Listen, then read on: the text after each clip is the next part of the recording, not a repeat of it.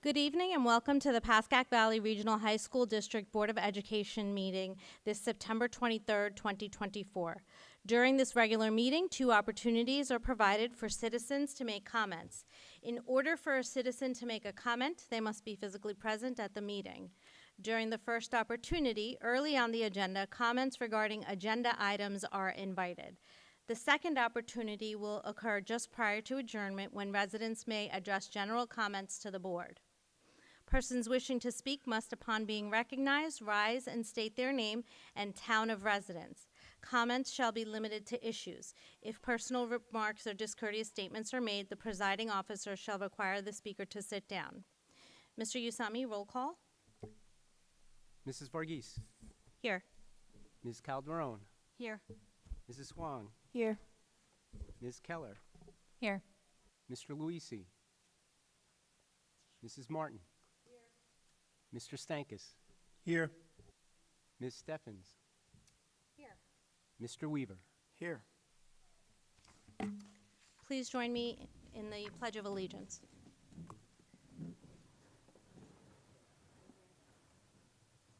I pledge allegiance to the flag of the United States of America and to the republic for which it stands, one nation, under God, indivisible, with liberty and justice for all.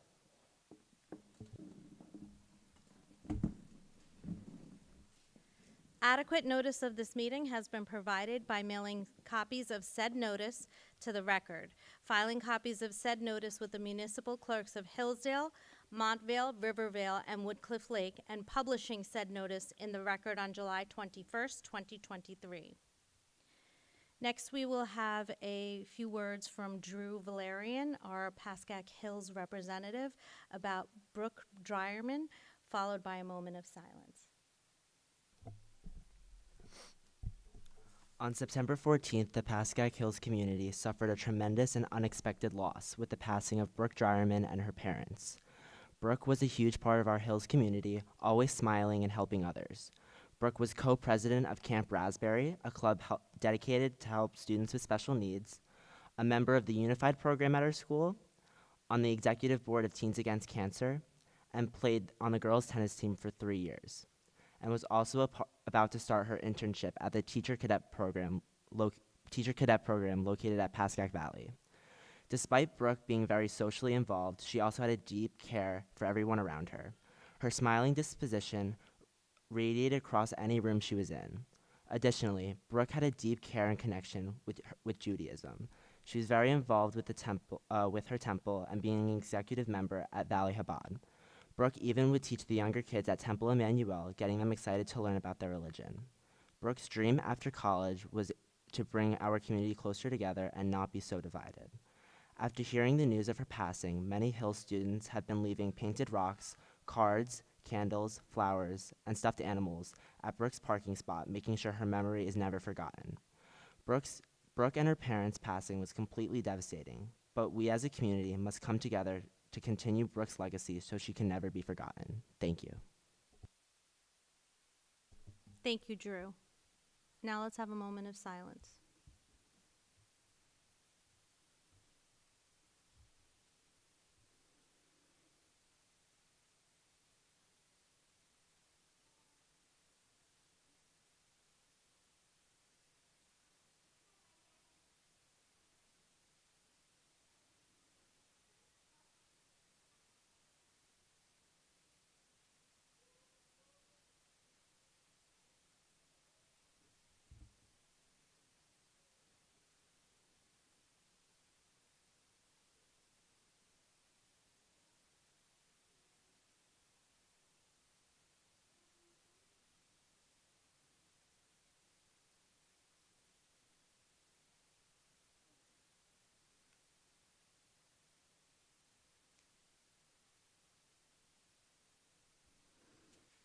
This moment of silence was in remembrance of Brooke Dryerman, Pascack Hills High School class of 2025, and her parents, David and Michelle Dryerman.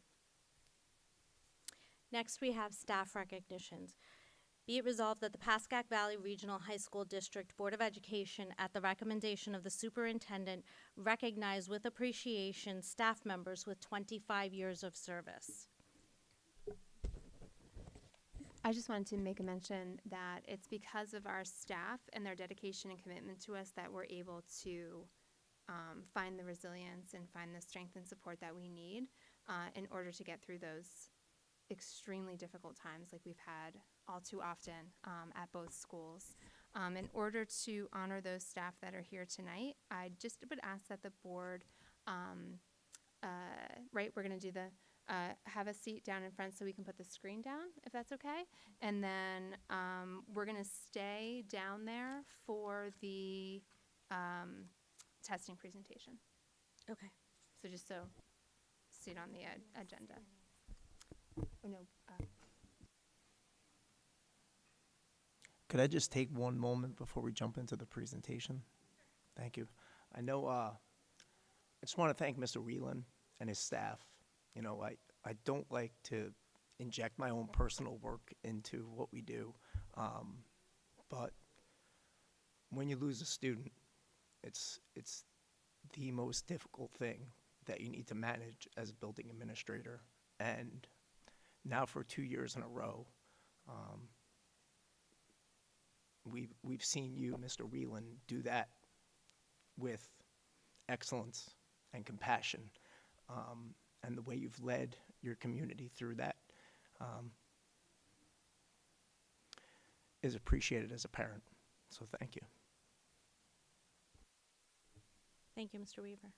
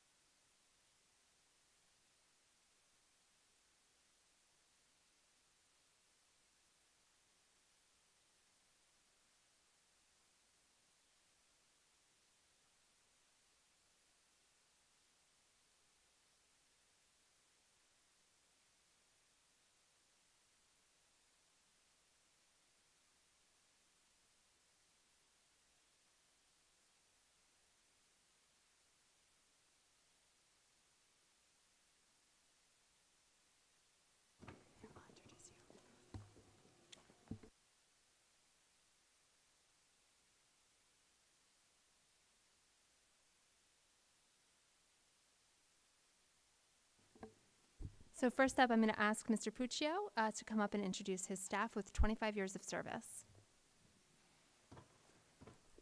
Thank you, Dr. Bellotti. So before I begin, good evening, everyone. And I'd like to extend my congratulations to Mr. Goodman, Ms. Horn, Ms. Murray, and Ms. Kirk for their 25 years of service to the district. Congratulations. This evening, it is an honor and privilege to speak on behalf of Jim Kennedy as we celebrate his 25 years with the Pascack Valley Regional High School District. Jim's dedication actually began on June 28th, 1999. I don't know if it was in this auditorium, but when he was appointed by the Board of Education as a technology education teacher. And that evening, he was a valued member of the Pascack Valley School faculty alongside of a staff of 136 colleagues. Jim's remarkable accomplishments over the past 25 years are a testament to his commitment to education and, of course, his students. He served as the PVREA president for 12 years.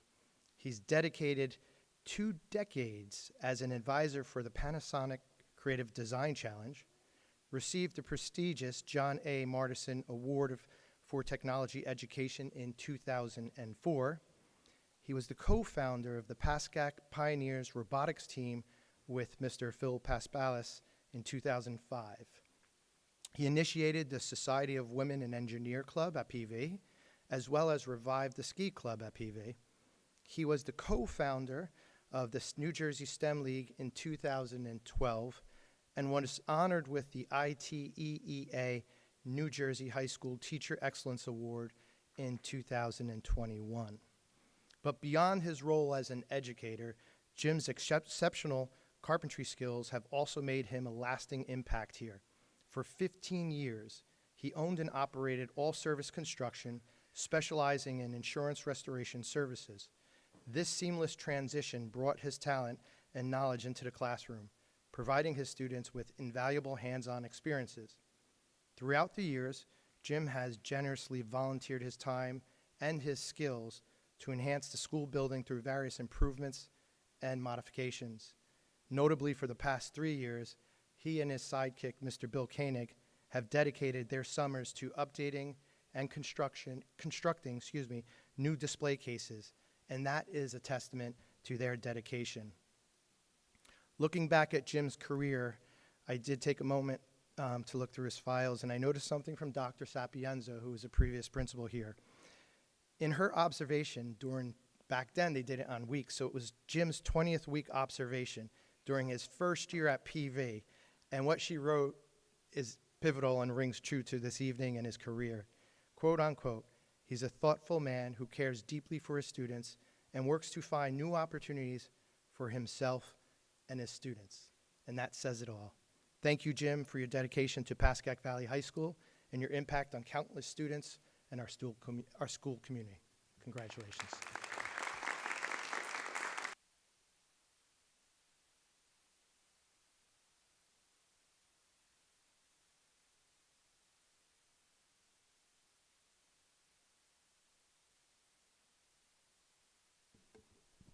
So I'm going to ask Mr. Whelan to come up next. And then when we're done reading all of the names, all of the 25-year recipients, we're going to have you guys come up together as a group, and we're going to take a photo over here. Thank you, Dr. Bellotti. If you talk to the students at Pascack Hills about Mr. Goodman, they'll tell you all you need to know. He's tall. They'll usually follow up with, he's funny. For 25 years, Doug Goodman has been a fixture on the second floor at Pascack Hills. Yes, he is tall, and yes, he is very funny, arguably the funniest guy in the building. But when you dig a little deeper, you find the master teacher that he is. Within his classroom, Doug is able to weave history, current events, and the daily life of a Montvale-Wycliffe Lake teenager with ease. Regardless of the topic, he's able to bring history to life for his students. Additionally, I think that many students sign up to take sociology not because they have any idea what sociology is, but just because it will give them the opportunity to have Mr. Goodman as a teacher. Outside his classroom, Doug is also a fixture. He's one of those teachers that every period steps out of his classroom for 4 minutes to stand in the hallway. Side note, as an administrator, you don't know how important that is. Between classes, he stands there, sometimes speaking with colleagues, but more frequently speaking with students. He's always positive and upbeat. In fact, I don't think I've ever heard him complain about anything. He seems to know what's going on with each Hills student, knows what clubs they're involved with, what sports they play. Every year, Doug volunteers to supervise lunch in the cafeteria. This act of service actually predates my time at Pascack Hills. When you walk through the cafeteria, Doug's walking between tables, developing connections with students he doesn't have in class from all corners of our building. He's able to maintain a positive connection with each one of them while he also gets them to clean up their stuff. Doug Goodman's commitment to Pascack Hills and to education is unquestioned.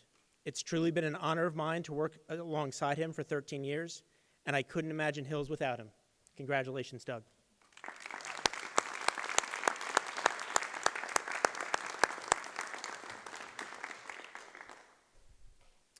Just 2 doors down from Doug Goodman is Deb Horn. Each year I look forward to an email from Deb Horn. It's always a brief question. Are you available to be the president?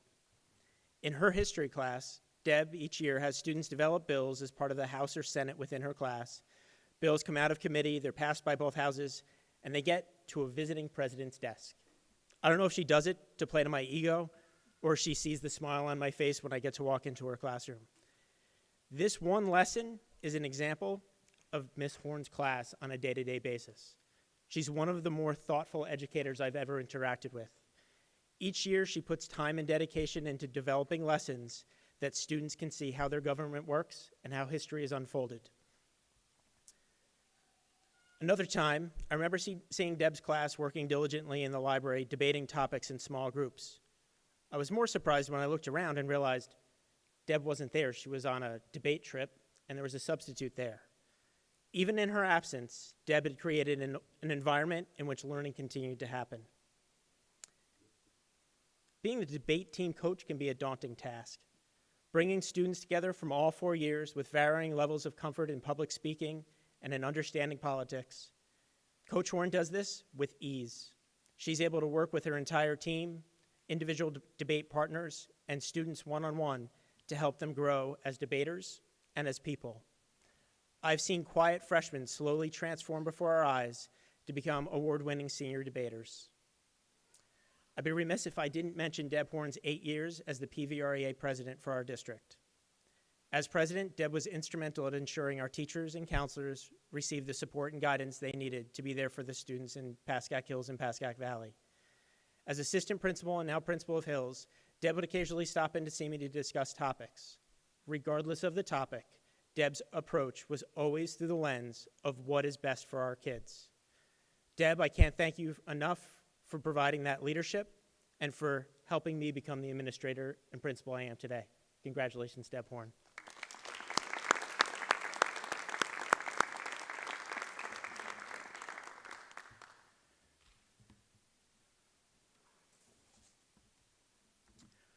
Pascack Hills, we like to think of the main office, the 2 assistant principals, the 3 secretaries, and I as a team.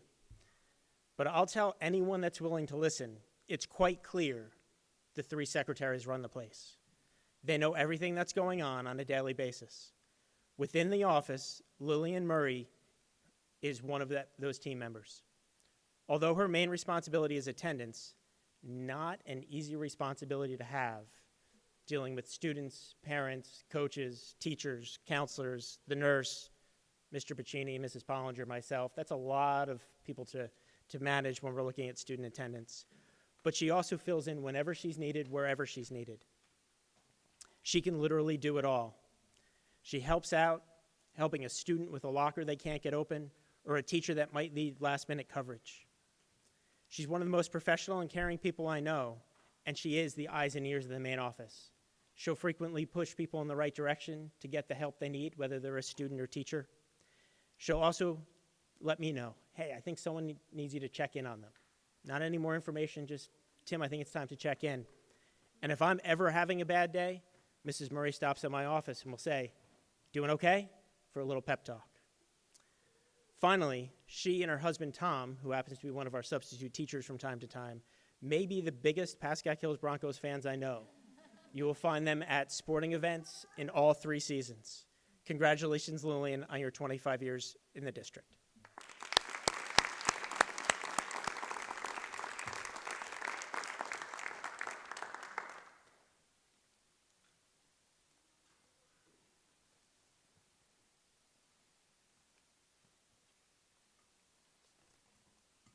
Going to ask Mr. Usami to come up to introduce Brenda.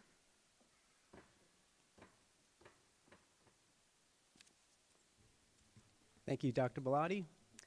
I have the great pleasure of honoring Brenda Kirk for her 25 years of service to the district. Brenda started in November 1999 as a bookkeeper in the business office. She soon was elevated to administrative assistant in March 2000. Then a month later, Brenda was elevated to administrative assistant to the business administrator, her current position. There are many things that Brenda does. She handles food service, bank reconciliations for several accounts, prepares the ASSA, assists with OPA requests, and believe me, there are plenty. Prepares board agendas, formats board minutes, advertises board-related matters, bids and RFPs, and has a great deal of involvement with the district audit. Also sets up and processes documents for capital projects and acts as the business office manager. And she keeps me on task, which is the most important thing. She is always willing to assist. Recently, Brenda has helped process payroll and perform bank reconciliations for all accounts for a lengthy period of time. And she never complained. Such a true team player.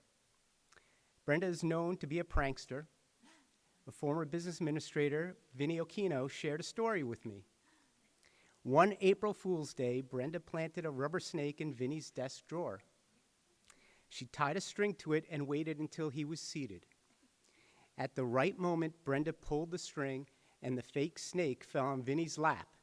He let out a scream, and everybody in the office had a great big laugh. Fortunately, Brenda has not done that to me. Thank you, Brenda.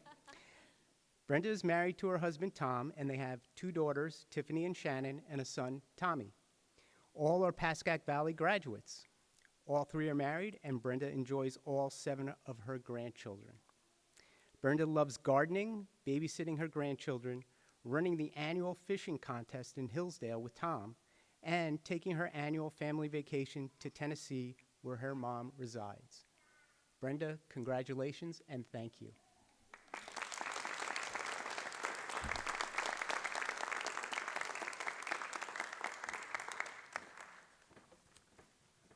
So at this time, if all of our 25-year honorees could come up.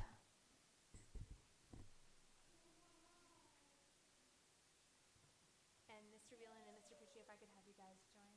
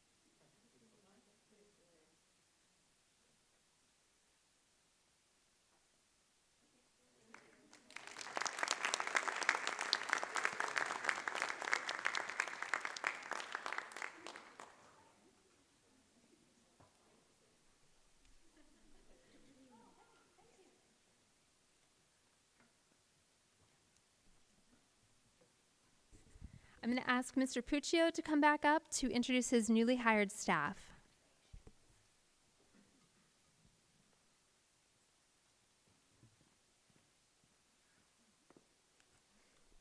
Good evening again. Before I begin, I'd like to congratulate all of our new hires and welcome them to the Pascack Valley Regional High School. I know you heard it often, but this is a really special place, and we are happy that you're with us on this journey. I am excited this evening to discuss and introduce you to some of our new staff at PV. I'd like to start with Miss Angie DeLima, who is an Italian teacher. Angie is an experienced Italian teacher with a strong track record of success in building and growing Italian language programs. She has taught Italian at all levels, from beginner to AP, and she is skilled in creating engaging and culturally relevant lessons. Angie is also a passionate advocate for language learning, and she believes all students can benefit from learning a second language. Congratulations and welcome, Angie.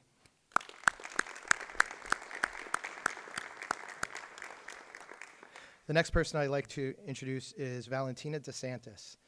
She is in the position of administrative assistant on leave right now while someone's on maternity leave.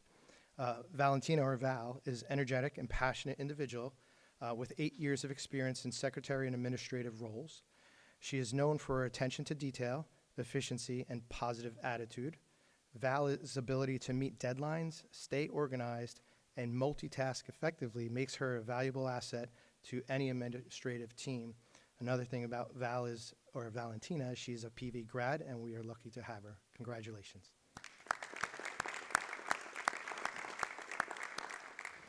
Francesco DiLello. Francesco is serving in a role as a replacement for a music teacher. He's highly motivated and passionate music educator with a strong background in choral music. He has a proven track record of success in leading and growing choral programs, and he's committed to providing students with high-quality music education experiences. Francesco is passionate about using music to build community and promote cultural understanding. He's done a fantastic job, and we're happy to have Francesco in our building. Congratulations.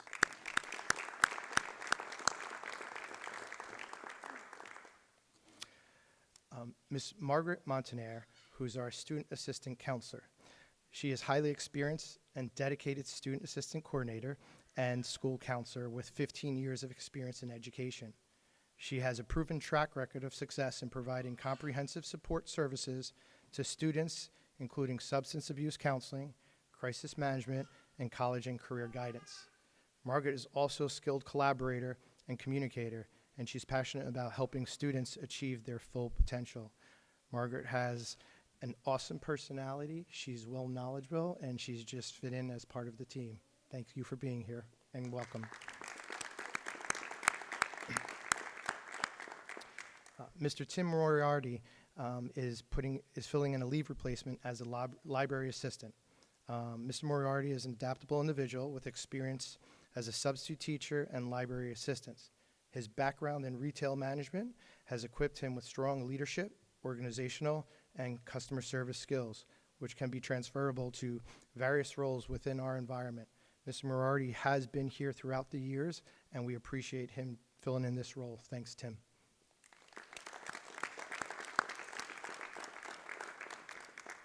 Ms. Olga Soy.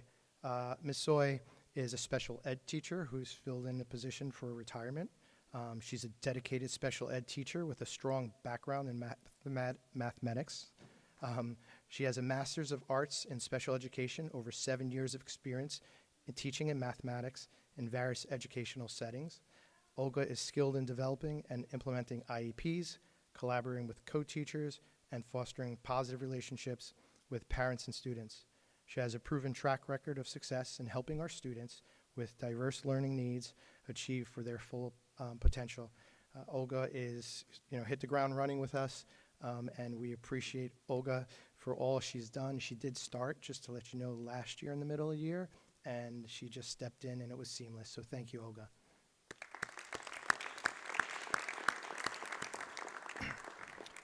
Jessica Woodig. Jessica Woodig is a new special ed teacher, and she is highly motivated and passionate, who is an aspiring educator with a strong background in both special education as well as general education. She has a deep understanding of the diverse learning needs of students, and she's skilled in differentiating instruction to meet those needs of her students. Jessica is also a compassionate and caring individual, and she's committed to creating a positive and inclusive learning environment for her students. We welcome Jessica. She has an amazing smile. She's upbeat with her students, and I think she's going to have a nice future in education. So congratulations. All right. Thank you.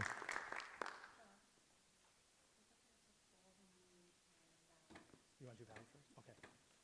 So all Valley and new staff, can you guys come up here? We'll take a picture.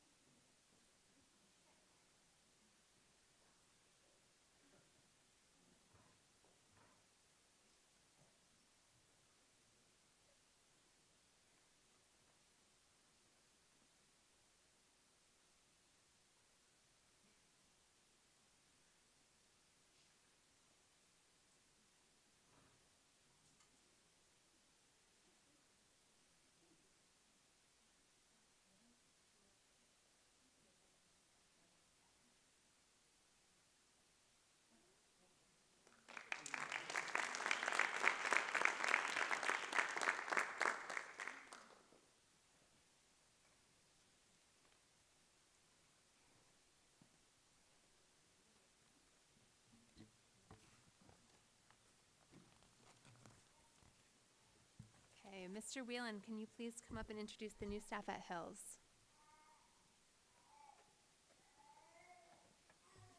Thank you, Dr. Bellotti.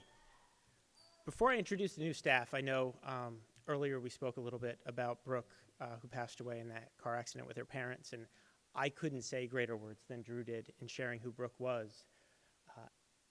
It's at times that of most sadness that the strength I find is from the people I work with.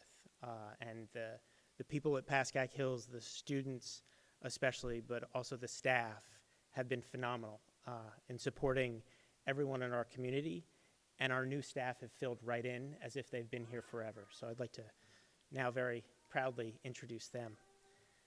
Frank Chiricello was a fixture at Pascack Hills for decades and we are excited to welcome back for a full-year leave replacement in our guidance office. Frank prioritizes building strong relationships with students and their families, providing guidance support throughout their high school journey. Frank's expertise in the college admissions process and his passion for student success make him a valuable resource at Pascack Hills. I will tell you, no one's more excited to be back at Pascack Hills than Frank Chiricello.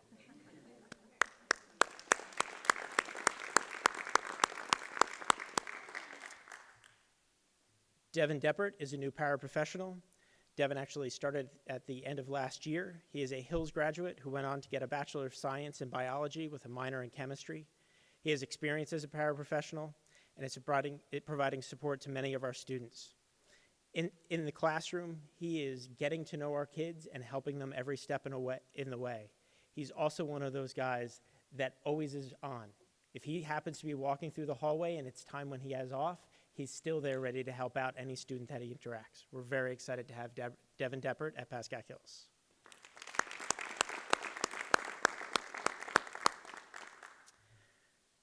Jonna Duffy. I first got to know Jonna Duffy as a Hills parent. And then, after her child graduated, she became one of our go-to substitute teachers. Jonna's organization and communication skills are assets that are going to be necessary as she navigates her new position as our athletic department secretary. She has quickly become part of the administrative team, as this fall she's been coordinating officials, buses, field schedules, and their inner working of high school athletics, including dealing with lots of personalities with our coaches. We're very excited to have Jonna join us at Pascack Hills.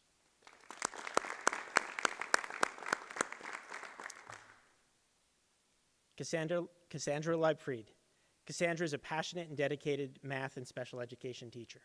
She began teaching at Hills in a leave position, and then at some point mid-year last year, Mr. Puccio and I got in, I won't call it an argument, John, but at least a discussion as to whether she was going to land at Pascack Valley High School or Pascack Hills. So I believe there's a trade to be named later because I won out on that one. She's quickly become part of a wonderful math department. Her strong background in mathematics and ability to differentiate instruction are strong assets that come to the classroom each and every day. I was excited at the opportunity for her to start at Pascack Hills, and I look forward for her long career. Cassandra.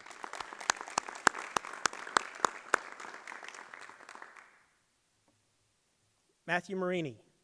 Matthew Marini is a familiar face at Pascack Hills. He's a Hills graduate. He's been a coach in our baseball program, football program, and basketball program, most recently as an assistant in our basketball program. And he was a paraprofessional at Pascack Hills. He left to start his teaching career. And although we were sad for us when he left, we were excited for him to move forward. We were even more excited when we had an opportunity to bring him back as a math teacher. He actually just started this, 4 days ago, because Paramus didn't want to let him go. His experience teaching a variety of math courses at both the high school and college levels and working to get to know kids on a day-to-day basis are going to be assets for him in the classroom.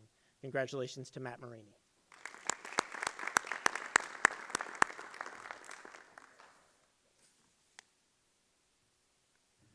Ani Mooney is also a Hills graduate and a licensed clinical social worker with two decades of experience in adolescent mental health. She has a strong background in crisis intervention, individual and group therapy, and family counseling.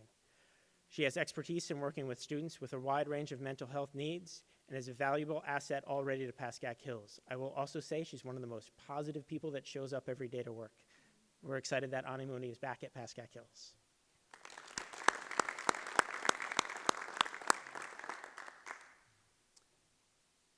Jennifer Ring will be starting at Pascack Hills next month. Jennifer is a highly accomplished and dedicated school psychologist with a decade of experience. She's worked closely with the child study team in Fairlawn, and we were lucky enough to be able to steal her to come to Hills. Her focus on social and emotional learning and mental health initiatives will be a great asset for our students and staff alike. We look forward to her start date next month.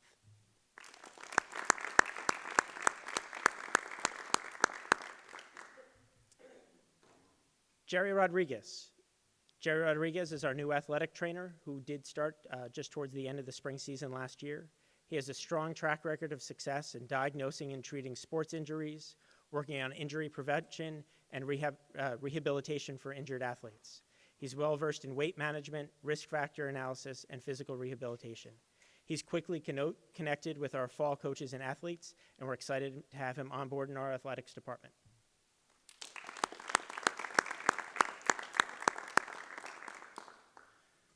Quick side note on our next two teachers.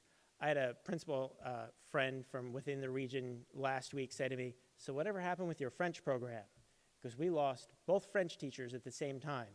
For those that aren't involved with education, finding one French teacher is difficult. Finding two is near impossible. Not only did we find two, we found two with experience. Excel Sant is a bilingual French teacher with a passion for cultural exchange and student engagement. She's taught French at various levels, from French 2 to AP French, and is consistent in bringing her positive enthusiasm to class each and every day. She has quickly become part of the Hills community. She is now co-advising one of our clubs already and has already put in for a field trip in April. We're excited that Excel has joined us at Pascack Hills.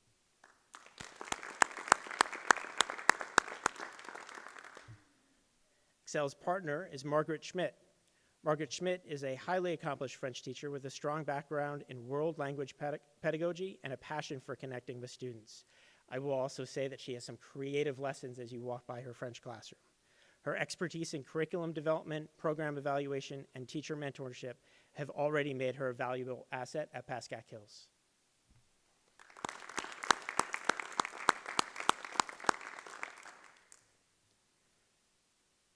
Jennifer Stalkneck is a new paraprofessional at Pascack Hills. She has extensive experience supporting students with diverse learning needs, particularly those on the autism spectrum.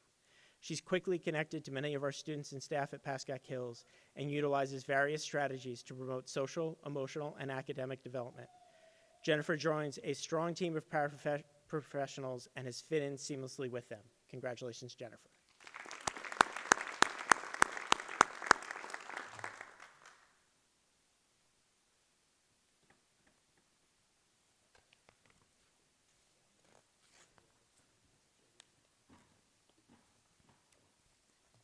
I'm going to invite up Dr. Hesney to introduce our next new hire. Thank you, Dr. Bellotti. So Vivian Comboy is a highly organized and experienced administrative professional with 7 years of experience as a confidential secretary. She possesses a strong skill set in managing purchase orders, composing documents, preparing reports, maintaining curriculum and alignment, and providing general administrative support. Her experience also includes working as an attendance secretary and a paraprofessional, demonstrating her adaptability and commitment to education. Vivian consistently demonstrates her dedication to supporting district employees, parents, students, and colleagues, making her well-equipped for the role of secretary to the Director of Special Services position. Vivian started last year, and she's been wonderful at helping me acclimate to the district as well, so I am extremely happy to be working with her.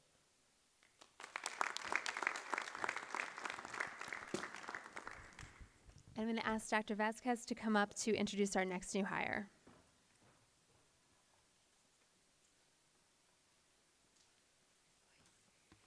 Good evening. I am introducing Bernadette Wilkins. Bernadette has 5 years of experience in human resources where she managed onboarding, new hire orientation, and talent acquisition. She also has 3 years of sales and marketing experience, promoting a physical therapy practice, and building community relationships. Bernadette holds a Bachelor of Arts in Behavioral Science with a minor in Business Administration, demonstrating a strong foundation in understanding human behavior and business principles. Her diverse skill set and experience, coupled with her warm personality, make her a welcome member of the Park Academy team. Thank you, Dr. Bellotti.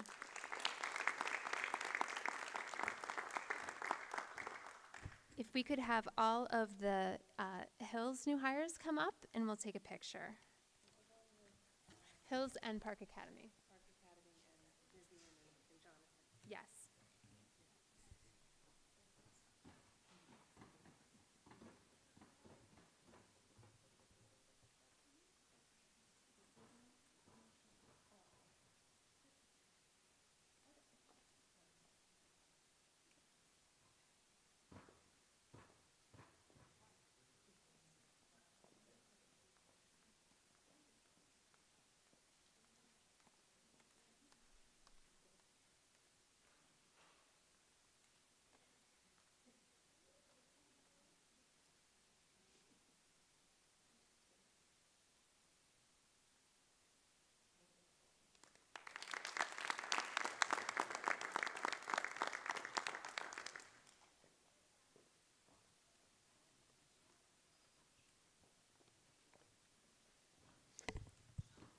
Mr. Usami and I are going to introduce new hires at the district level. Mr. Usami, please come up and introduce our payroll manager.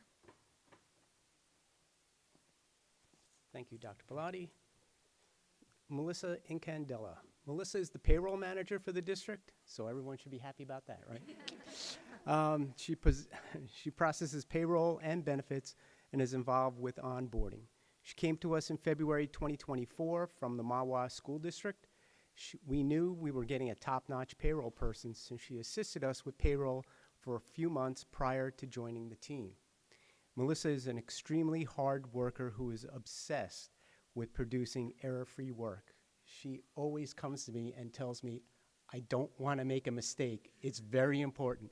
And she's correct. It is very important, but she's really obsessed about error-free work, and she does a fantastic job.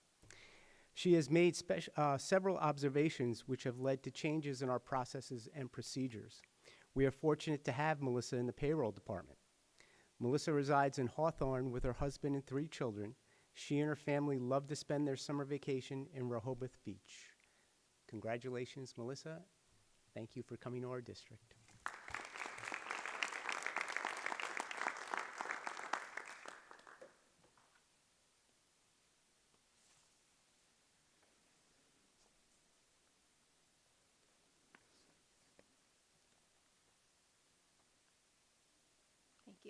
Thank you. I'm very excited to introduce 3 new district-level administrators. First is Doreen Babis. Doreen is a highly accomplished and experienced educational leader with a strong background in special education and student support services.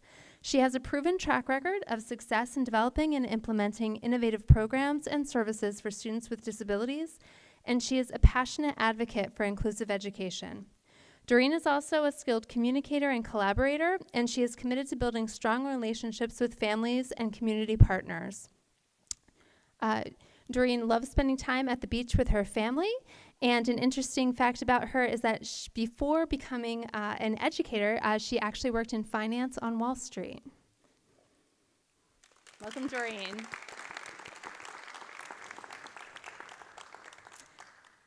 Jonathan Hesney. Dr. Hesney has spent the last 17 years working within the field of special education in both school psychology and special education administrative roles.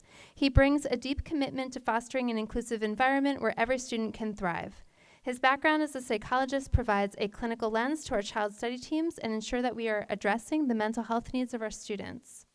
Throughout his career, he's worked closely with families and stakeholders so that each child receives the support they need in order to achieve their potential.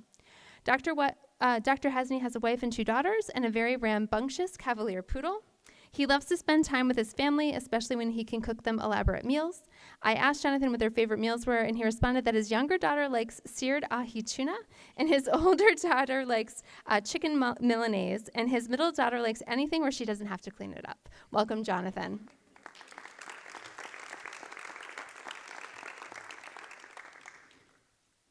Tracy Lee is a seasoned educational technology professional with a proven track record in project leadership and technology integration.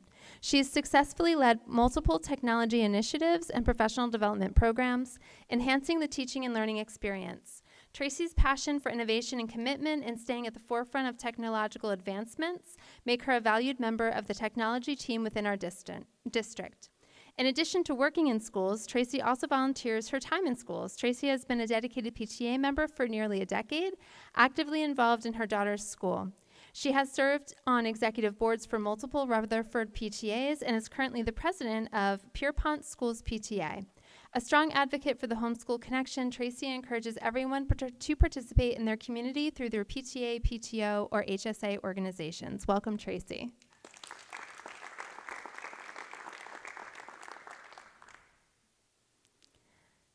Sandy Vasquez. Dr. Vasquez is a seasoned director of special education services and school psychologist with expertise in social emotional learning and crisis management. She's developed pro-social reentry plans and district protocols to address various student needs. She volunteers and provides support to school districts affected by trauma and loss through Bergen County Traumatic Loss Coalition. Sandy's experience in program evaluation and her collaborative leadership style ensure effective support for students and staff. Some other interesting facts about Sandy include that English is her second language. She's fluent in Spanish. She's a dog lover, and she teaches restorative yoga at 2 Bergen County studios because she loves helping others find stillness in this distracting world. Welcome, Sandy. If we could have all of the district new hires come on up for a photo. And Dr. Beck and her brother John.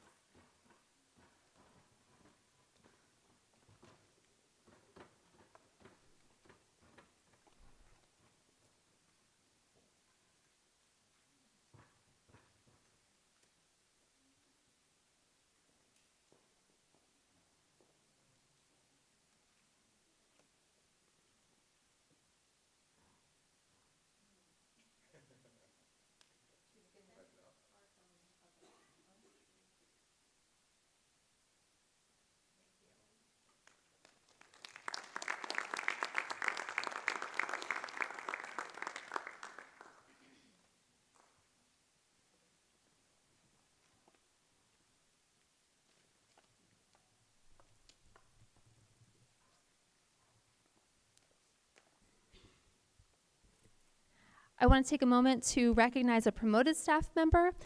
William Van Kersen has been appointed our athletic director here at Pascack Valley with a start date of July of this year. Everybody calls Mr. Van Kersen VK. VK, do you want to come on up? Thank you. Let's have Mr. Crucial.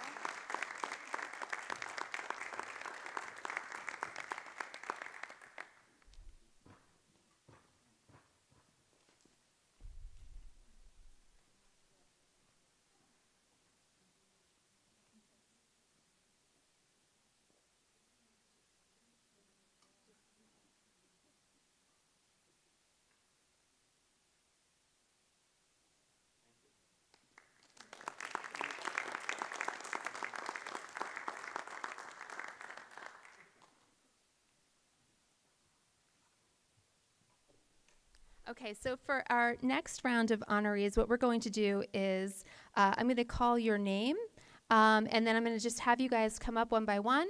And then if Mr. Wieland and Mr. Puccio, if I could have both of you over by the photo, what we'll do is we'll call up our newly appointed tenured staff, and we'll have everybody kind of report right over to the photo screen, because I want to make sure that everyone is recognized. So one of the things that I think is really impressive about Pascack Valley School District is that we put a lot of emphasis on the evaluation process.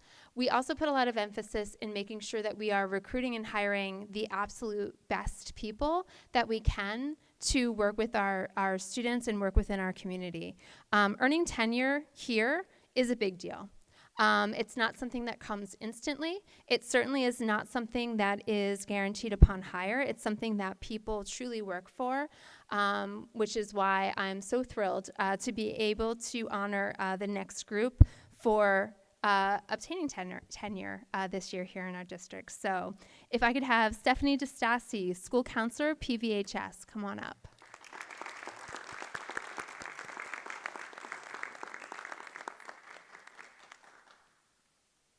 Tara Flannery, Supervisor of Special Services, come on up.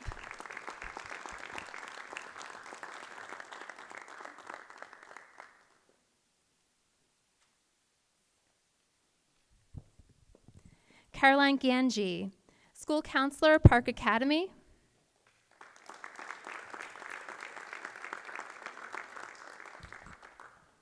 Sabrina Kearns, Special Education Teacher, Milestones.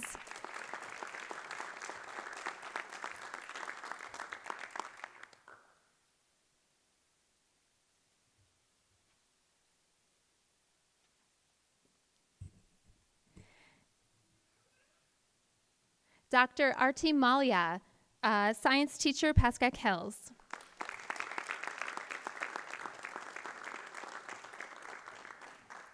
Claire Mazan, Family and Consumer Science Teacher, Pascack Hills.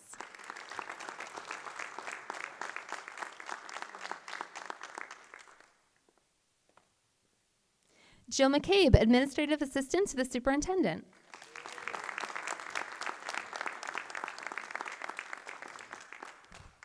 Alyssa Merritt, Regional Instruction and Curriculum Coordinator.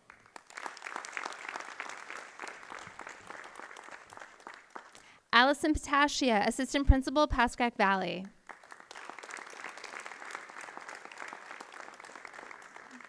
Meg Pedagano, Media Specialist, Pascack Hills.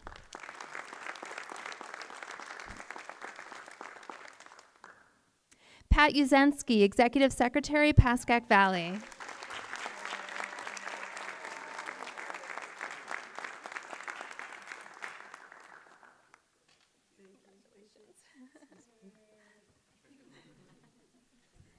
Susan Vicchio, Executive Secretary, District.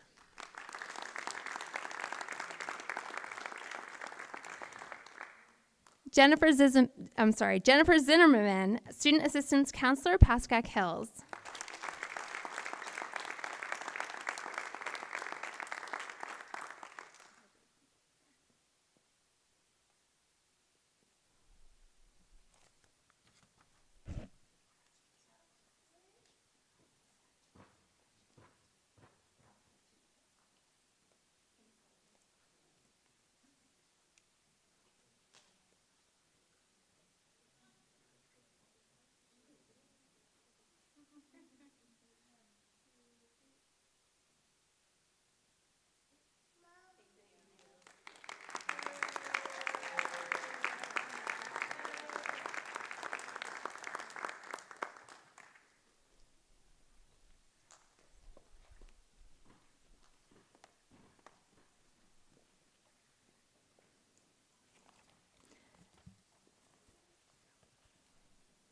Just another round of applause to all of our honorees tonight. Thank you. I also want to thank all of the families that came out tonight. It means so much to see everyone here supporting your family member that's being recognized, and we just are so appreciative that you came, and we're so appreciative to all the staff members who came out tonight as well. It's so nice for the board and the public to be able to see the faces as we're calling the names, so we very much appreciate that. Thank you, everyone, for coming. Thank you.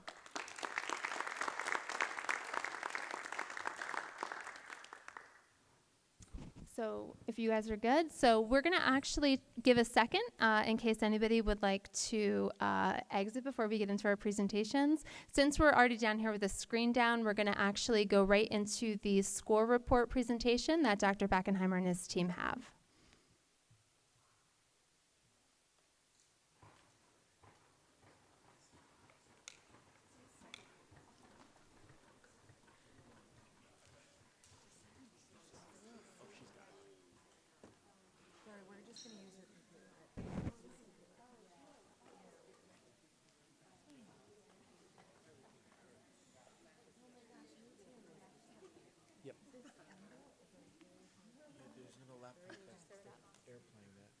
So just airplay off. Was Jill's? I guess I need her just to disconnect. Yeah, Jill, where's your laptop? Tracy's. Okay. Tracy's. Yeah. There we go.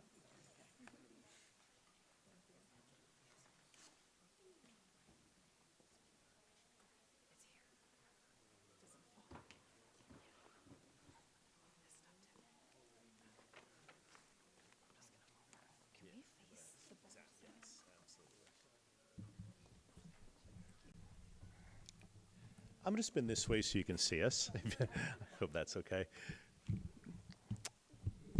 All right, mic is on. So good evening. So as you know, we did our presentation last month, and my hope was that we would have all our scores in time to do it all in one. Literally 2 days later, we got our NJSLA scores, wouldn't you know?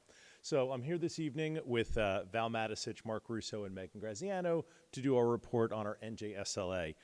So briefly, this is a test our 9th graders take for ELA and math. Specifically, it's whatever math they are taking in 9th grade English, and then science is an 11th grade test. So we're going to go through the required reporting on this. Spoiler alert, we had improvement over last year.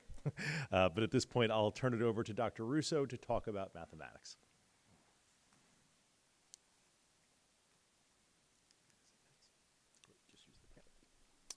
Thank you so much, Dr. Backenheimer, and thank you for having me tonight. Just a word before I talk briefly about the math numbers. I want to give a special thank you to the mathematics department. I mean, math is a beautiful, beautiful subject, but it's hard, and it's hard to teach, and it's hard to try and get students to understand these important concepts while also preparing them for these assessments, and our teachers do a phenomenal job. I also want to just give a brief thank you to students because it's a partnership. So before talking about these numbers, just to say a word, if you look at those numbers, particularly in the rightmost column, the change in level 4 and level 5, they look overwhelmingly positive. And while I love overwhelmingly positive things, just a word of caution on the Algebra 1 numbers. Because of our switch in sequence, not many students took Algebra 1 this past year. They will be taking it sophomore year now because Algebra 1 is the primary accessible NJSLA subject for math. So what I'm going to focus, I mean, the numbers are obviously very strong, but I'm going to focus my attention on geometry because geometry is a consistent cohort of students that year after year, they're accelerated, and they take this exam freshman year. So what you'll see from the geometry numbers is that we had a small increase from last year. We had approximately 89% of our students meeting or exceeding on the NJSLA in geometry as compared to the state, which is just under 50%. Here's a breakdown by school, and again, focusing on geometry because those Algebra 1 numbers are so strong but represent such a small group of students. PV, the meeting or exceeding group, went from approximately 78% to 84%. And at Hills, the meeting or exceeding group went from 85% to almost 89%, so small increases. Just a word again because of our smaller numbers, because of the geometry Algebra 1 switch for our on-grade level students. These next 3 slides should be taken with a grain of salt since we had so few of those on-grade level students. But you'll notice in all 3 of these racial ethnic groups, we have a very large percentage of students meeting or exceeding. Here you can see our breakdown by gender, and same caveat as the last slide. And then finally, our breakdown by subgroup. Just to note, only groups that have 10 or more students are shown here. So the goals moving forward, again, we're paying a great deal of attention to our new course sequence and trying to support freshmen in geometry and sophomores in Algebra 1. But there's an additional focus this year because this is the first year where sophomores will be taking that Algebra 1 NJSLA, and we just want to focus on helping students develop conceptual understanding and procedural fluency while also improving on their performance on that standardized assessment. So thank you for your time. I'll turn it over now to Ms. Graziano to talk about science. Thank you, Dr. Russo. Good evening, everybody. My name is Megan Graziano. I am the very proud supervisor of science and tech ed here at Pascack Valley. Thanks for allowing me some time to update you on our district science performance and our plans moving forward. So if it'll go, oh, I'm sorry, I have it.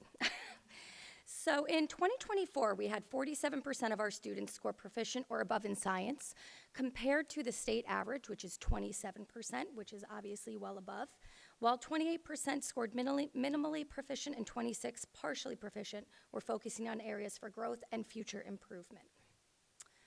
Pascack Valley High School saw significant progress with a 9.5% increase in students reaching proficiency from 2023. While Pascack Hills saw a decrease, overall the district's performance remained steady, with 46.5% of students scoring proficient or above in 2024, nearly the same as the 46.8% that scored in 2023. Taking a look at the demographic trends, our students identifying as Asian and multiracial achieved the highest proficiency rates, while our Hispanic students did score lower, and this is going to be an area of focus for us moving ahead. Gender, we noticed that male students slightly outperformed our female students, with 48% of males and 44% of females scoring proficient or above. Again, a small difference, but an area for us to continue focusing on moving forward. And we see that our general education students showed higher proficiency rates compared to those in special education and those with 504 plans. Oh, I'm so sorry. So that's the numbers that I'm sure I must have missed moving one forward. Sorry about that. So those are the numbers I was just discussing. So for our plans moving forward, this is one of many data points that we always look at when we are trying to identify the gaps in which we need to address within the science department. So we are going to continue our focus on enhancing three-dimensional learning. We plan on strengthening the three-dimensional instruction and incorporating professional development.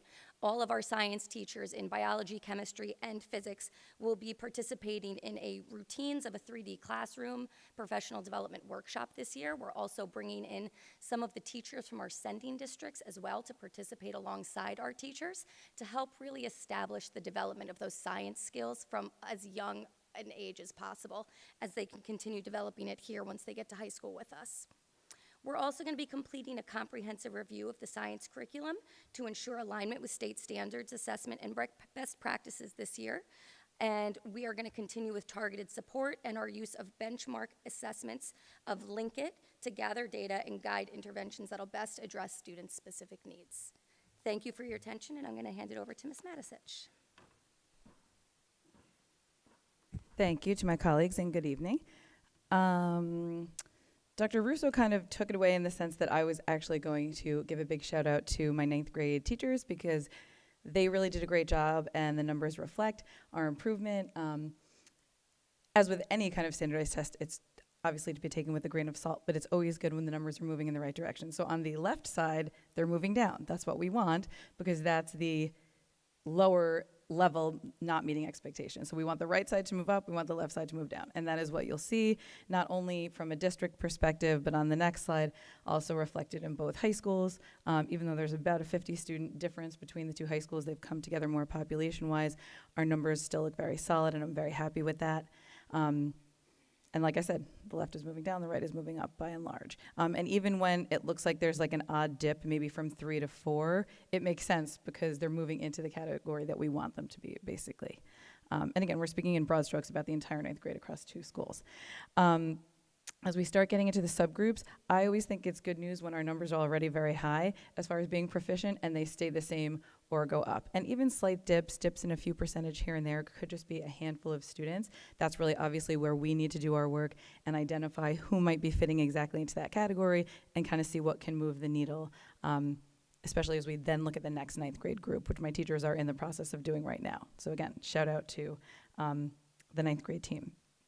For some reason, my slide, I don't know, I'm just going to refresh. Is that okay, Dr. Beckenheimer? I'm just going to refresh. I just want to make sure that my other 2 subgroups are there. I'm going to reload because I'm on plans for the future. There we go. So again, same situation. I'm always happy when the bar graphs look nice and even, give or take.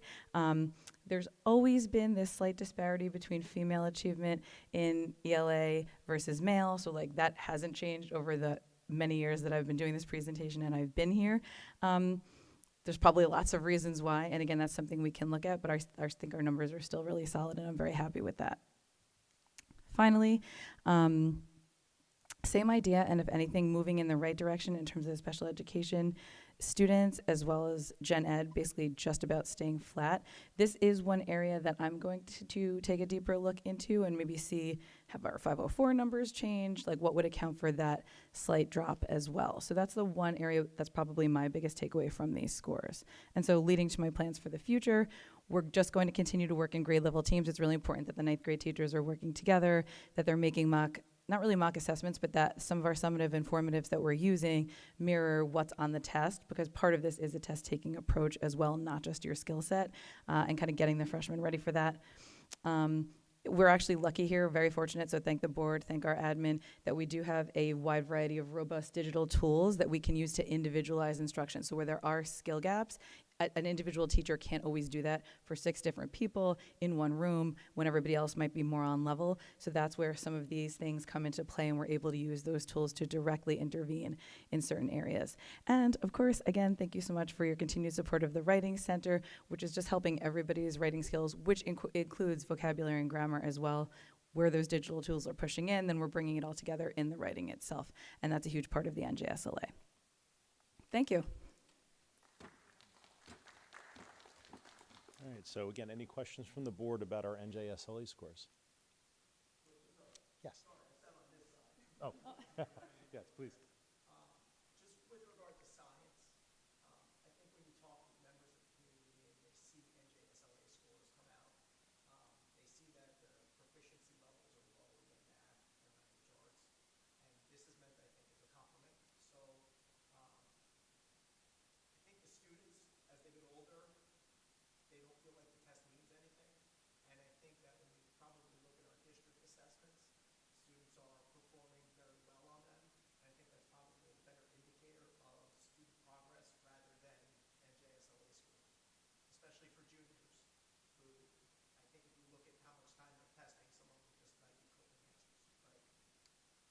I'd agree with you, Mr. Weaver, and certainly the point is science is an unmandated subject, which means it doesn't count for graduation. It's a due notice test.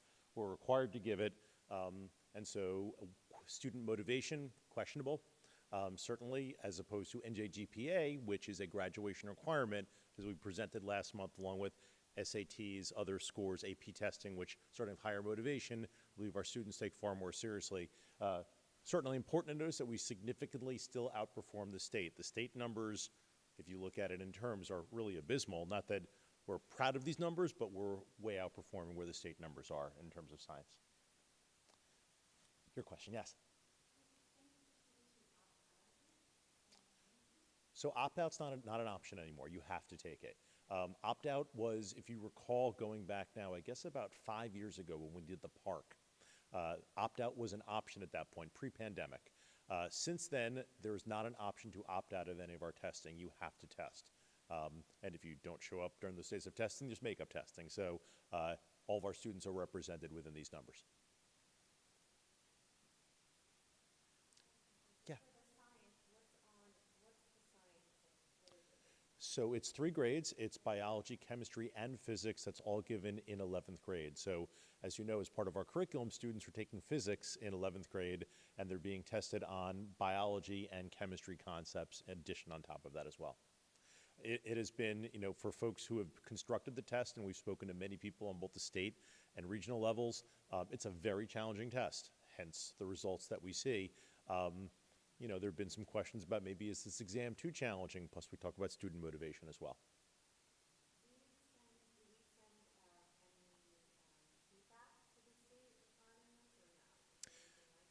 So there are, I know, via science supervisor roundtables, there are options there to talk to some of the folks who do science. There's a feedback period from time to time.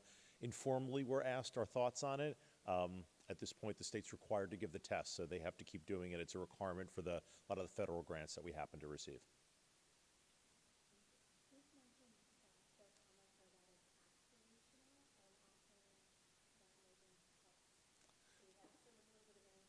Yes, this is true. And several of our teachers have also been on the group that helped devise the test, so we did get an inside scoop to some of those pieces that are there. But yeah, it is an aspirational test. It's certainly a great way to describe it. Any other questions? All right, thank you very much.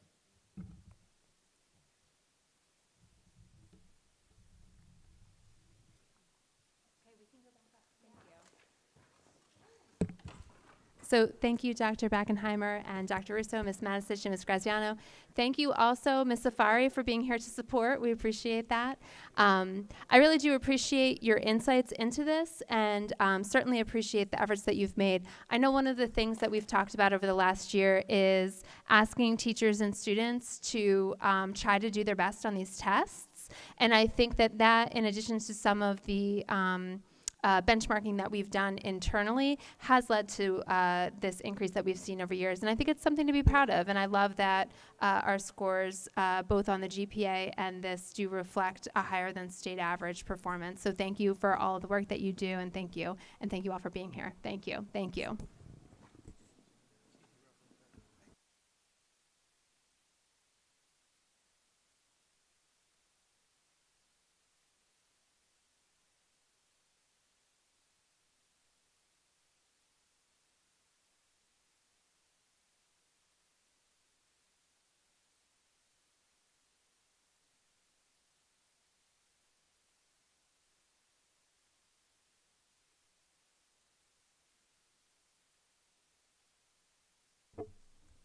Next, we have routine matters, and first we'll have the superintendent's report by Dr. Bellotti. So I actually just want to share, everybody has in front of them a printed executive summary on midterms and finals. We do just want to talk about what we're doing basically to move the process forward. We know that last year there were questions about our processes, about the consistency of it, and also about the impact.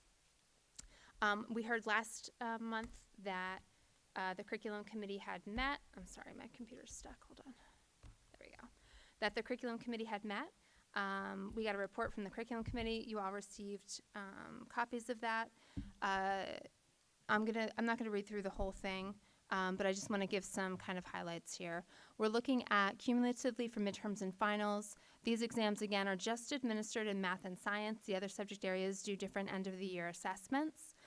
We have a district-wide weight of 5% of a student's total grade. We know that there is still some confusion over what that looks like, and we're working with our staff to make sure that everyone has a consistent message on that. One of the things that I thought was notable is that we really did not find any evidence to suggest that the midterm and final assessments that we've been giving negatively affect student GPAs or college admission prospects. I thought that that was important to note. Our GPAs have been steadily rising over the past 4 years. And when you look at our average district-wide GPA compared to surrounding similar high schools, our GPA on average is higher than the high schools around us. Last year, fewer than 2% total students among all subjects had their grades negatively impacted by their final exam score. That's a similar impact to regular, summative course assessments like a unit test or a quiz grade. We did look at student well-being, and we are continuing to enhance supports in this section. As you know, we've had a wellness center. We were one of the first high schools in the state to have a wellness center, which I think is something that we've been very proud of. Our wellness center sees a number of students for a number of reasons. They do see students who have anxiety over grades and testing come with anxiety over midterms and finals, and they feel that they've been appropriately helping those students manage those activities, I'll say. We are excited to have some new members of our wellness department, and we are also excited to start talking about how we can expand those services both in Hills and Valley. We want to note that we feel that our practices are aligned with college practices. We started talking about midterms and finals back in 2014. And since then, we have a practice of reaching out to the most attended colleges. So basically, we look at where are our students graduating and then attending, and the colleges that our students are most likely to attend, we actually reach out and we ask them about these things. And what we found is that majors aligned to science and math have midterms and finals that are similar to our structure, and that humanities majors typically have more project-based learning assignments as their cumulative assessment, similar to what we are doing. So we do feel that our assessment practices are aligned with what students are encountering, I will say, when they get to the college level. We, let me see here.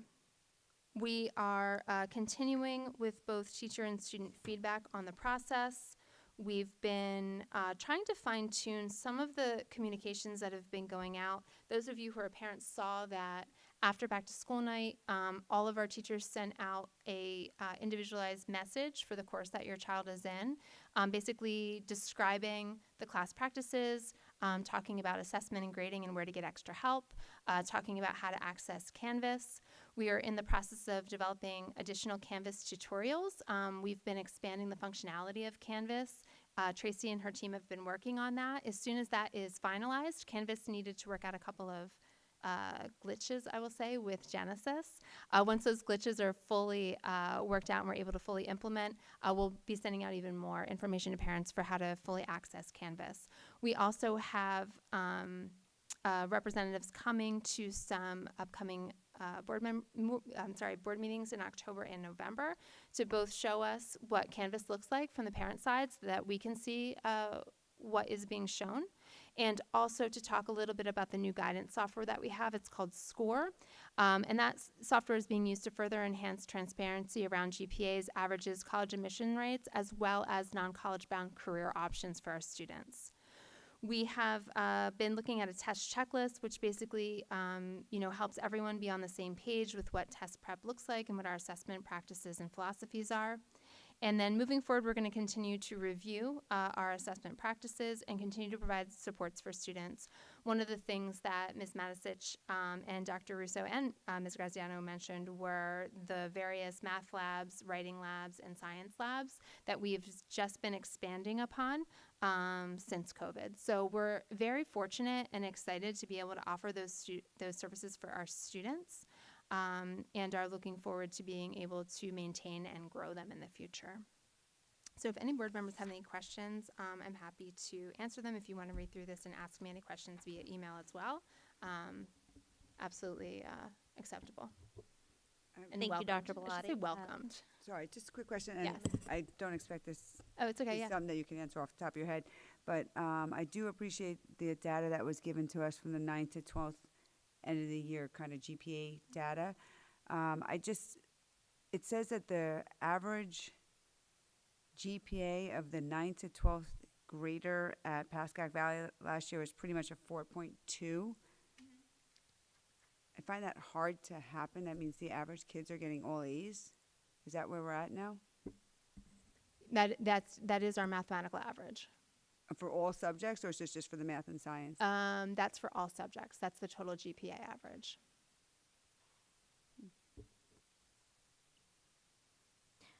I have a couple of, excuse me, comments and a question. Sorry.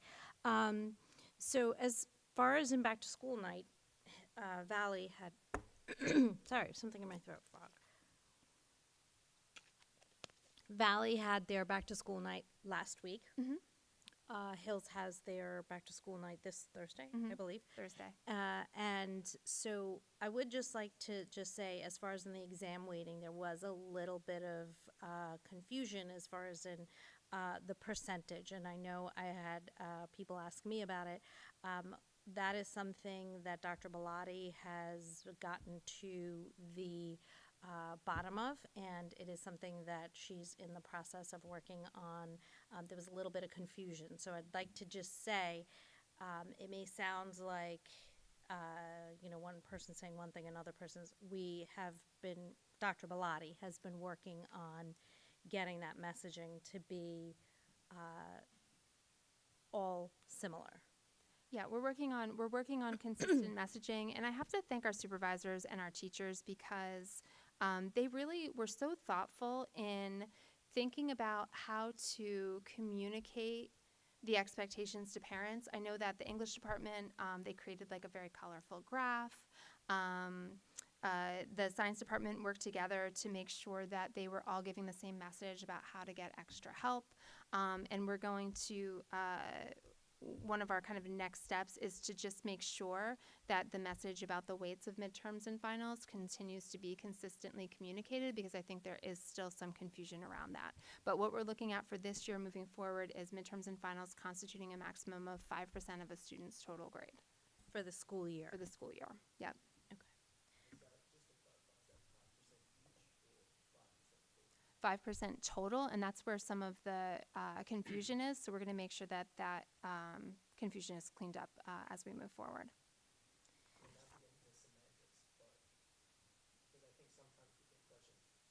I think sometimes we get questions from the community.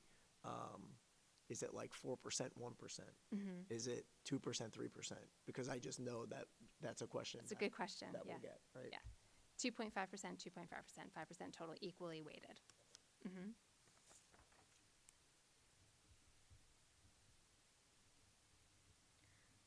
And then I just have a quick question. The score, that software, so that is where students will be able to see exactly sort of what their GPA is based on what level class they're taking. Are they taking bands? Because I think, there was a little bit of confusion with that. So is that where? Yeah, so our understanding, and this is our second full year of implementing it, so it will be rolling out over the next 2 years, so we get a full 4-year cycle. But the intention with this is to make students' own GPAs crystal clear to them, so that way it's there, available in score. And also for them to be able to actually look to see what students, what their results were when they applied to certain colleges. So you can kind of look and see, okay, my GPA is this, what's the student profile of Penn State? And so they have a database within the system. We actually have someone from SCORE, I believe, coming in October. It might be October or November. I think it's October. Oh, to the board meeting? To the board meeting to give us like a quick overview, because I want to make sure that we all also understand what we're talking about when we're talking about kind of the tools that we're giving our students and our parents to help them make these big decisions. And it's new, and a lot of research went into this from our guidance department to try to find the best program available to meet the broadest, range of student needs. Thank you. Mhm. Does anyone else have any questions, comments for Dr. Bellotti? Can I go back to that? So it's 2.5 for a midterm and 2.5% for a final. Correct. How are the teachers feeling with that? Like, they're putting together these exams to assess the students, and it's weighed so little. Does it affect their, I don't know. So I think this is part of the confusion. I don't have direct feedback from the teachers yet. I'm going to make an assumption. My assumption is that there's going to be mixed feelings about it, because I think that there is going to be concern that perhaps it's too low and students will not take it seriously. I think that there's going to be some concern that it's having it lower may reduce the student's ability to prepare. So that's something that we are mindful of, that we want to make sure that that is not the case. And we will have data after we do the midterms to see whether or not that was in fact, that does in fact come to fruition. If it does, we'll reassess and look at it. But what we're looking at right now is we think that this is a way for us to be able to maintain the integrity of the test, maintain the integrity of the process, make sure that all students have practice with those cumulative assessments, and also making sure that that practice cannot harm their GPA is kind of what we're looking at balancing right there. And I think there's going to be some more discussion about that with our staff and with our supervisors, and I'm kind of looking forward to that conversation because I am curious to see sort of how that ends up shaking out. I'm definitely curious to see at the end of this year, so now we will have had kind of a number of changes to this process, including more of a focus on it right now, I would say. And I'm curious to see what the data shows, because we're able to look at the average midterm score and the average final score from this year and last year, and we'll be able to see pretty quickly if there's a statistical significance between the two.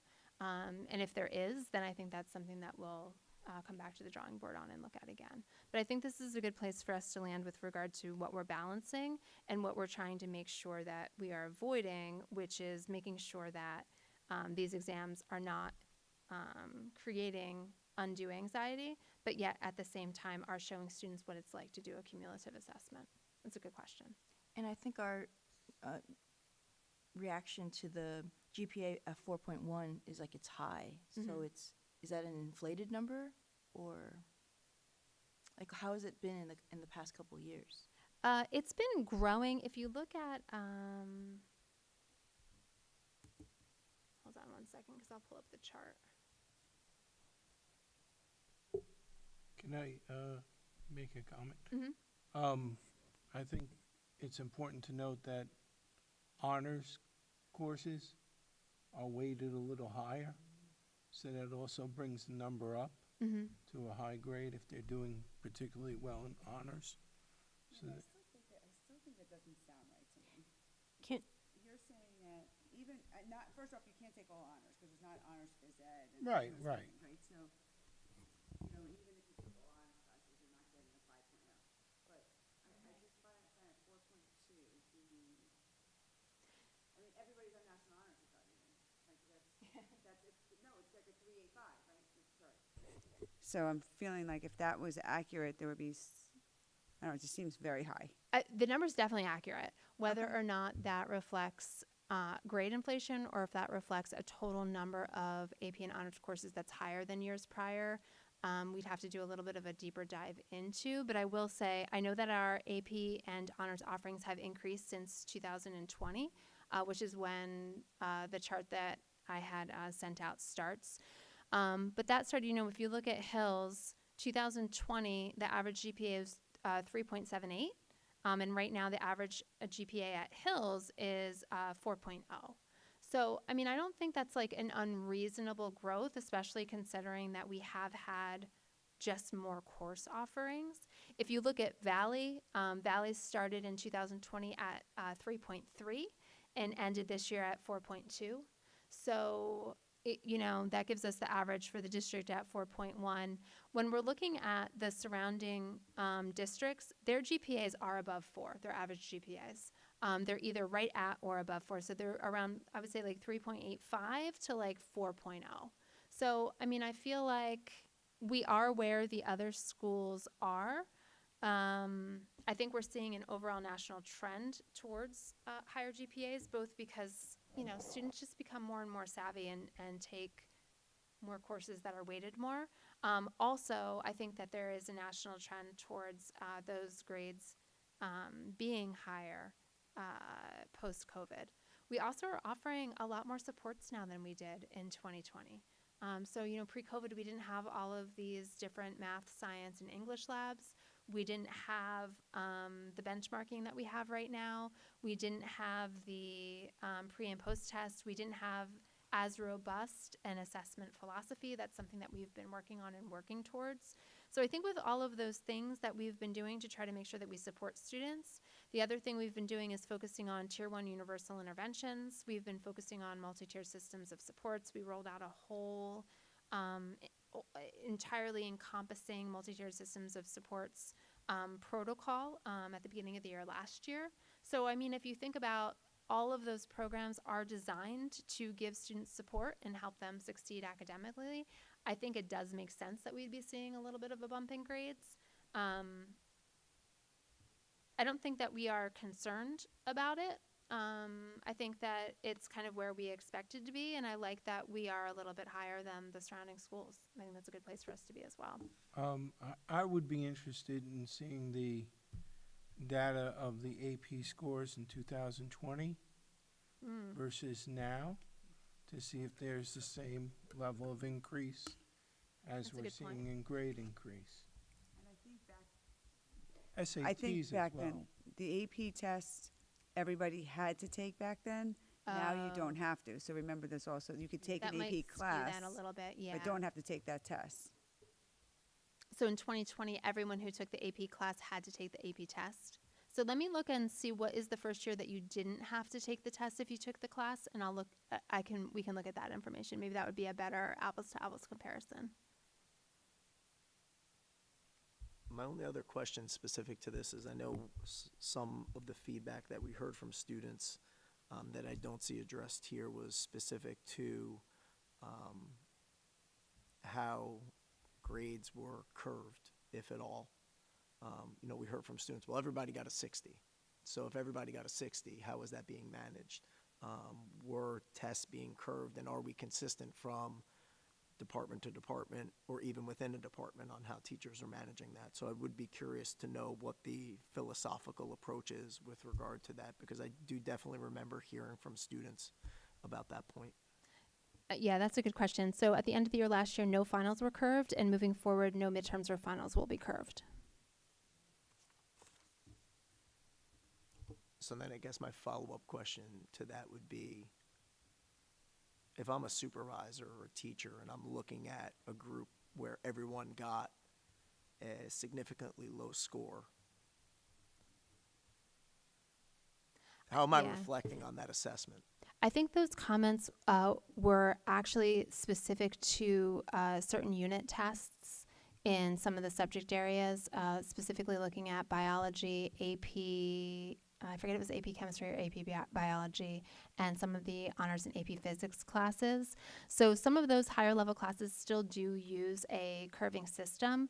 I will say that in the grading system summaries that I read through this past week that were sent out after back to school night at Valley, it was crystal clear in the description how that curve would be applied. And basically what they're looking at is they give mini quizzes that are worth, let's say, 4 points. And then those quizzes will be curved. So that way, if you got 2, you don't get a 50% on that quiz. They use a standard curving practice where that 2 on that quiz would be switched to something like an 85 or an 87, and they gave examples within the syllabi. So if you're in one of those higher level courses, there still would be curving for those unit tests and quizzes, but they're clearly marked now which ones are curved, and the midterms and finals are not curved. So I think there was a little bit of overlap of comments with regard to, we're talking about finals, but then we're also talking about overall assessment, and then kind of looking at what exact courses are those curves being administered in.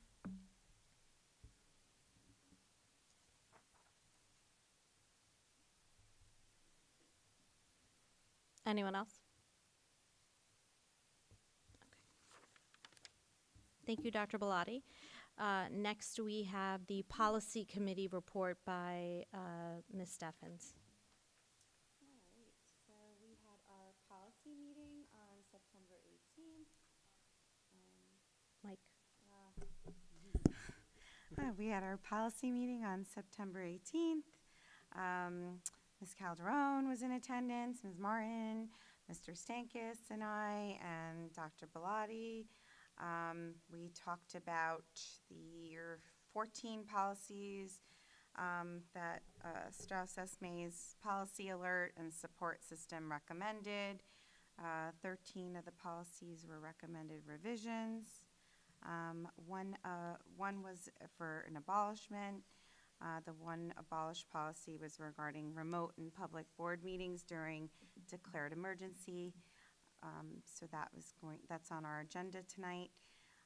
Some of the other ones of significance, physical attendance, reference drug screenings, which reference taking out marijuana for pre-employment screenings. There's updated guidance from the New Jersey Department of Health regarding TB screenings, so that's updated. Attendance, there will be an additional one state excused absence to attend civic event during school year. Service animals, compliance with the Americans with Disabilities Act. Additional training to staff members regarding emergency crisis situations, requiring staff to fully participate in safety drills and ensure modification and accommodations are complied with during these safety drills, requiring staff to provide warnings regarding students that are in crisis. And those are kind of the big ones that we went over. Firearms and weapons is just a slight modification to the title, going from weapons to firearms and weapons. Any questions for Mrs. Steffens? Thank you, Mrs. Steffens. Next, we have student reports.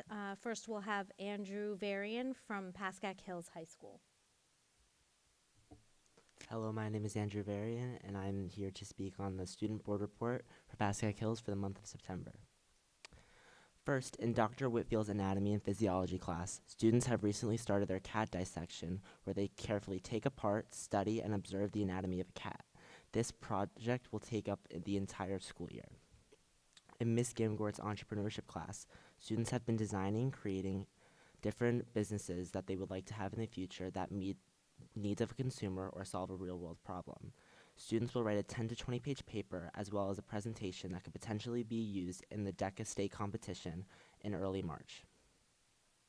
Mr. Alexander's AP Government and Politics class finished up learning about education-related Supreme Court cases.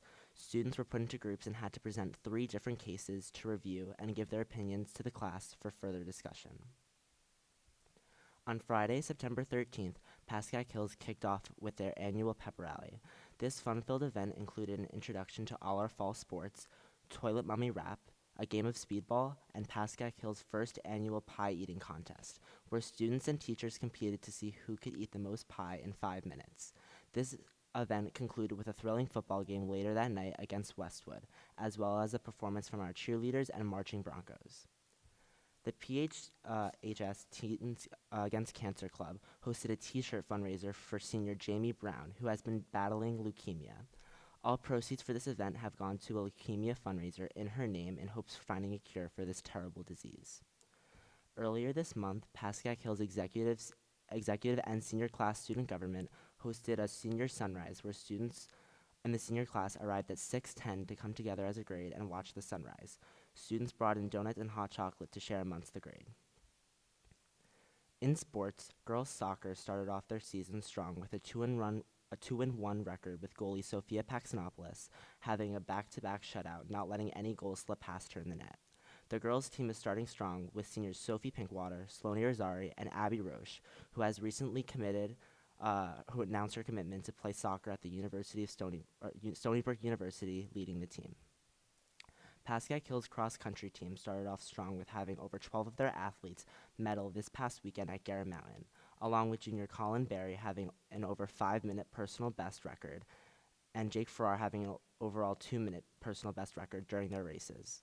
This team has been working relentlessly with enduring hill workouts, mile repeats, and 6 to 12 mile long runs at each practice. Keep up the good work. Pascack Hills football won their first game last week against Teaneck in a close 13-12 game. Seniors Connor Onikian and Joshua Wright have fearlessly been leading the team, creating plays to get Hills in the end zone as much as possible. Their next game is this Friday against Ramsey at home. Come support our Broncos. For my fun fact, Senora Sular's AP Spanish class will be visiting Spanish-speaking opera in New York City within the next few weeks. And for my joke of the day, why don't skeletons fight each other? Because they don't have the guts. This concludes my board report for the month of September. Thank you. Thank you, Andrew. And next we have Ella Gokley from Pascack Valley High School. Hi, I'm Ella. Okay, so to begin my report, we'll start off with our classroom items. So in observance of September 11, 2001, Mr. Jasper and Mr. Sarajian invited Dr. Brackenheimer, our district director of curriculum, instruction, and assessment, to speak of his experience as a first responder during the 9/11 event and the ensuing days to their U.S. History 1, U.S. 2 class, and AP Gov classes. As he has in the past for Jasper and Sarajian's classes, Dr. Brackenheimer framed his experience with the story of the background of the event, what happened that day, his role in it, how it changed the country and what we do, as well as his role at Ground Zero in the immediate days after 9/11. He included a tale of a colleague who is now impacted by the effects of the air at Ground Zero. And all in all, Dr. Brackenheimer's conversational manner engaged our students, and they received more than a discussion of what happened that day, but also the days after 9/11 at Ground Zero, what was done, and their impact. Moving on, the PV Executive Council members visited all senior English classes during the week of September 9th in order to register seniors for voting. The Executive Council organizes the voter registration process every fall to help seniors be part of the democratic process. So I just want to thank all of the senior English teachers and Mrs. Matisich, our English supervisor, for working with the Executive Council on this very important task and lifelong right. Finally, in celebration of Constitution Day, which is September 17th, 1787, Matthew Kopko, an attorney representing the Federalist Society, conducted a Constitution seminar for Jasper's AP Gov classes and Sarajian's US 2 classes. Mr. Kopko, who is a Princeton and UChicago graduate, was also counselor to the Deputy Secretary and Special Advisor to the Secretary to the U.S. Department of Transportation, covered everything from the Constitutional Convention, the Bill of Rights, to the student freedom of speech. This was a high-level, challenging, and insightful conversation for our students. Moving on to our co-curricular items. So the PV student government officers have had definitely a busy start of the school year, beginning with freshman orientation. The officers were a tremendous help and made the class of 2028 feel welcome for their first day at Valley. Council members also played a pivotal role in Back to School Night, where they helped parents navigate the building and promoted school spirit with a lot of energy and Valley gear.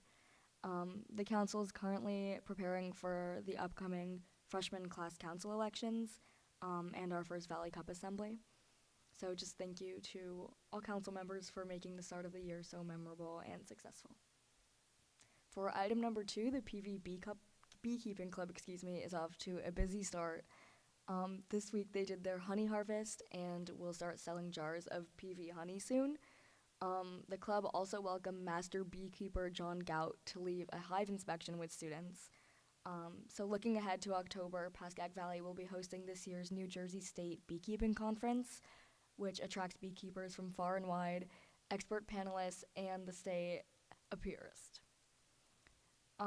Finally, the National Honor Society, along with the Spanish National Honor Society, partnered on the 7th of September for their annual Dr. Sapienza Scholarship Car Wash, and they were able to donate the $882 in profits to the scholarship fund. For our athletic items, all fall teams are up and running for the fall season and have had a successful start to the season. Just wish good luck to all of the teams on a great season ahead. For my fun fact, Valley Cup #1 will be on Wednesday, October 2nd. So our executive and class councils are currently planning for the event. We look forward to our upcoming Valley Cup events for the year, and good luck to all the grades with their year-long competitions. And now for my joke. Why were the fish's grades bad? They were below sea level.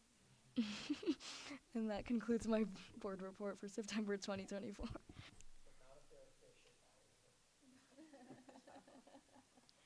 Thank you, Ella, for your report. Next, we are going to affirm Deborah Steffens as Vice President for the remainder of the 2024 term. The reason for that is there were some technical issues with the recording and subsequently the minutes.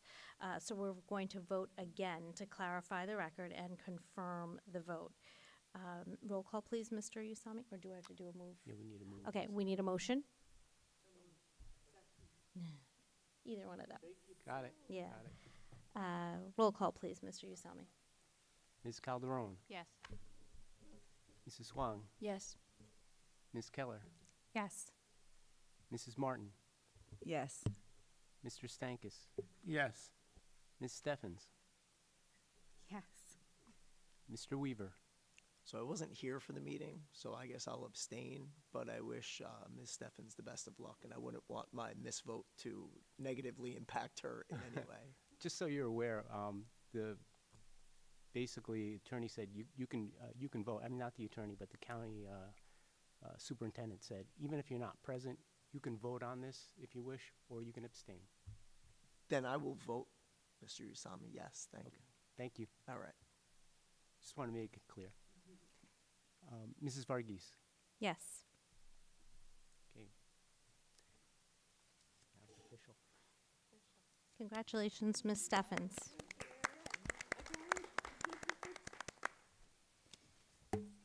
Next, we have the approval of the minutes for the August 26th meeting and the executive session also, and then September 14th for the board retreat meeting.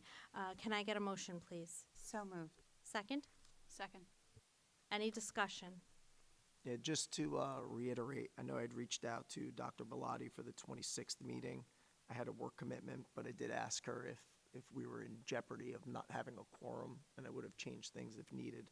And then, unfortunately, I had another volunteer commitment on the 14th, the head coach of my kids' football team, and we had obligations that day. So my apologies for not being able to be in attendance.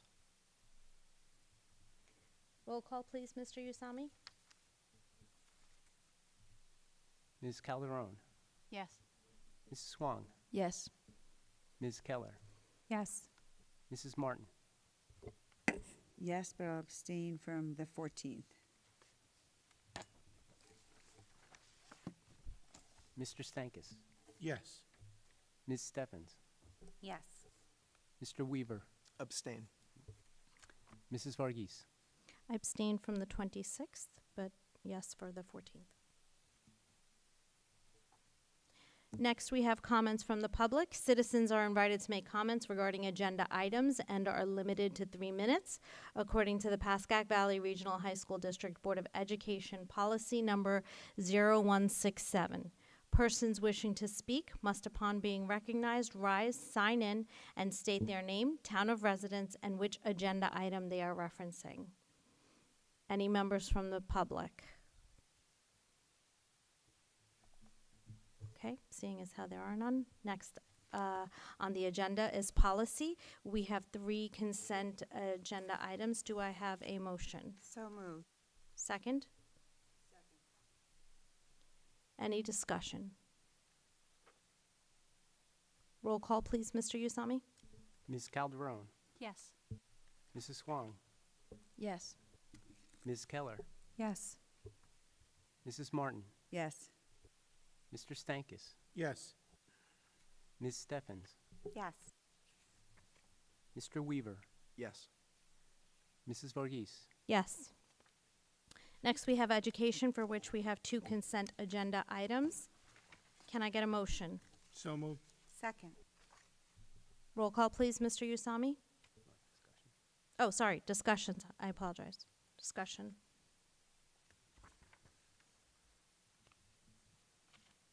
Roll call, please, Mr. Usami.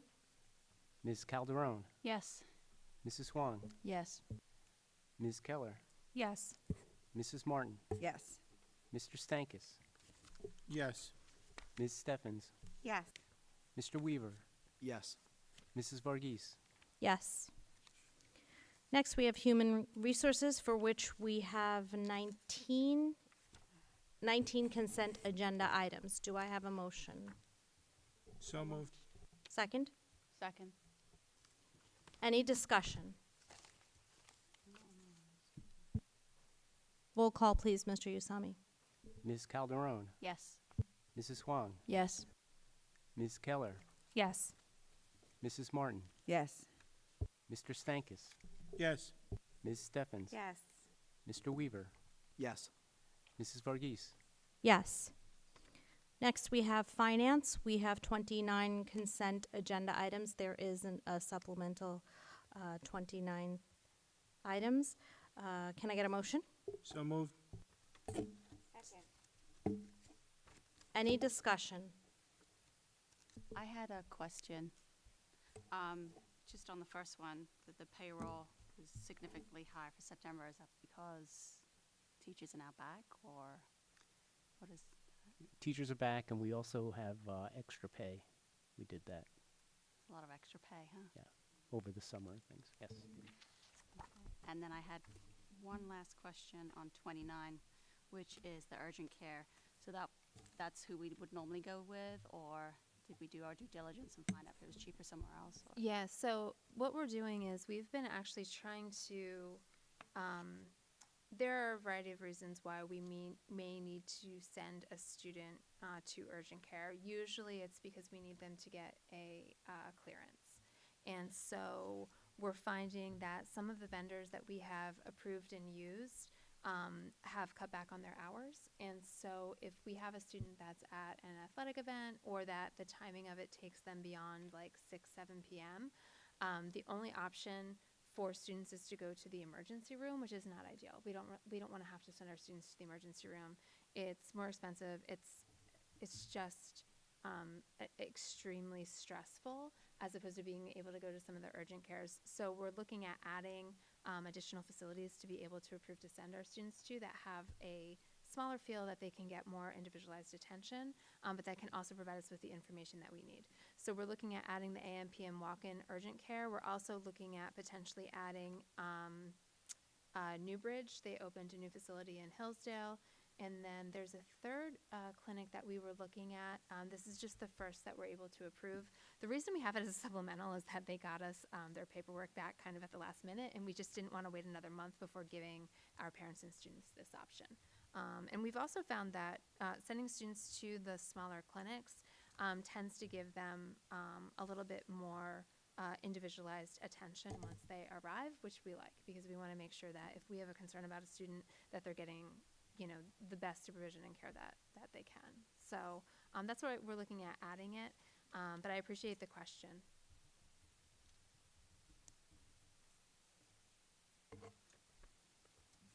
Any further discussion? Roll call, please, Mr. Usami. Ms. Calderon, Yes. Mrs. Swan, Yes. Ms. Keller, Yes. Mrs. Martin, Yes. Mr. Stankus, Yes. Ms. Steffens, Yes. Mr. Weaver. Abstain 4, yes to everything else. I'm sorry, abstain 4. Abstain 4, yes to everything else. Mrs. Varghese. Yes. We do not need to enter into executive session unless anyone here feels like we do. Okay. Next, we have old business. Any discussion regarding old business? I did want to thank you both for an amazing opportunity to participate in the meeting last Saturday. I thought it was a nice change. I thought it was very, very productive. So I want to thank you for all the work that you put in on the back for that. I'd also like to jump in and say I really did appreciate that. The moderator facilitator was amazing, and I think we did a lot of hard work and we came out some really good goals. Thank you. Agreed. I think it was a great experience. Really appreciate it. You're all welcome, but I have to say it is only successful because we have the board we do. And if we didn't all work cohesively together to come up with ideas and get our points of view across, it would not have turned out as good as it did. And I thank you all for your participation. Any other discussion on old business? New business. Anyone have any new business? If not, I have something in new business for board meeting attendance. In accordance with Board Policy 0145, I would like to call for a formal motion to give formal notice to Trustee Mr. Michael Weaver and to place on the board agenda for the October 28th, 2024 board meeting, Mr. Weaver's removal from the board for missing 3 consecutive board meetings. Can I get a motion, please? Is this going to be standard procedure moving forward? If, And is it according to going that be policy. fair and equitable? 100%. So if you miss 3 consecutive board meetings, Okay, I'll make a You- motion. Yeah. okay. Second, Second. any discussion regarding the formal notice to Mr. Weaver and placing the item on the board agenda? Oh, I can make comment, correct? You can comment on the formal notice or placing the item on the board agenda for next month. Okay, so I'm pretty sure that this isn't a surprise to people around the table. You have my cell phone. You could have called me and had conversation with me, and you chose not to do that.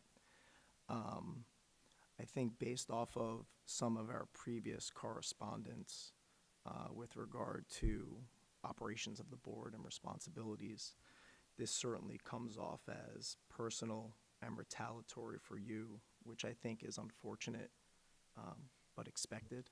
Your discussion should be regarding formal notice. So I'm going to continue with my Or no, your discussion should be regarding formal notice and so, or placing the item on the board agenda. and so I think Does your discussion have to do with those 2 items? it does. And it speaks to Mr. Stankis's point when he asked if this was going to be consistent moving forward. I understand there's a expectation for attendance. We also establish Mondays as board meeting dates. Dates missed were in the summer when people are on vacation. Date was missed on a Saturday. Does this have to do with formal notice for that you will be getting? You will have a chance at the next meeting to talk about whether you had good cause for missing those meetings. I'm not understanding why there's such hostility to me. I just don't making have a statement. hostility. I'm trying to say to you, The tone do certainly you does. have do you want to discuss anything on the formal notice that you will be given, or do you have any discussion on placing the item on the board agenda? I'm not understanding the hostility and tone in your I have voice. absolutely no hostility. I'm talking about a policy that we all know of that was violated. Again, this is just notice that this is what will be on So, the agenda here's what I'm gonna for finish next with. month. I understand my expectations as a board member. There's no better example of that than today, when I was woken up at 3 o'clock in the morning by a phone call from my aunt from Morristown Hospital that my mother was in septic shock. Now, my mother was sitting with my aunt who had just been removed from a respirator. And so my mother was rushed to the emergency room 3 floors below. And when I got there at 4 o'clock in the morning, I was managing my mother's needs with my aunt's needs. And then my aunt passed away at 10 a.m. this morning. Now, I had had my football game for tonight moved from 7:30 to 6:30 because I have a volunteer responsibility to those children, of which none of my kids play on that team. And knowing that there was a board meeting tonight made sure that I was back on the road by 4:30, both to coach a team in which I don't have a child on the team. Mr. Weaver, And then to I apologize for what be in you have gone attendance, through today, and I am very then sorry be in for your loss. attendance Does your at this discussion evening's have meeting. anything to do with This the is very formal disrespectful. notice? This is very Does your discussion have anything to do with the formal notice that you will be receiving, or does it have anything to do with this item being placed on the agenda for the next meeting? At the next meeting, you will have your say. I think it's shameful that I've been allowed to be spoken to in this way this evening, board members. We will proceed with a voice vote. All in favor? Yes.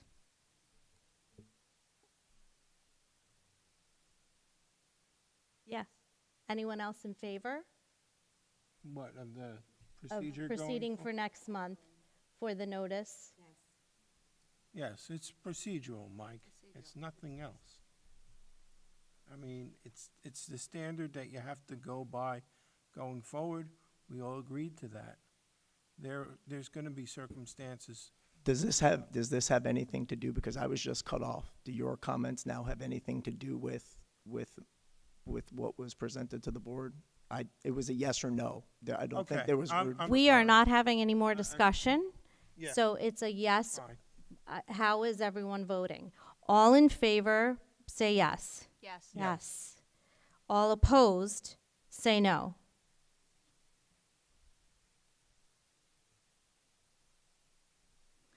Okay, just to be clear, did you not understand? Do you want me to just go over it? It's for formal notice to be given to Mr. Weaver and for it to be put on the agenda. That's it. It's not for we're not taking any other action. That will be discussed at the next meeting. That's all.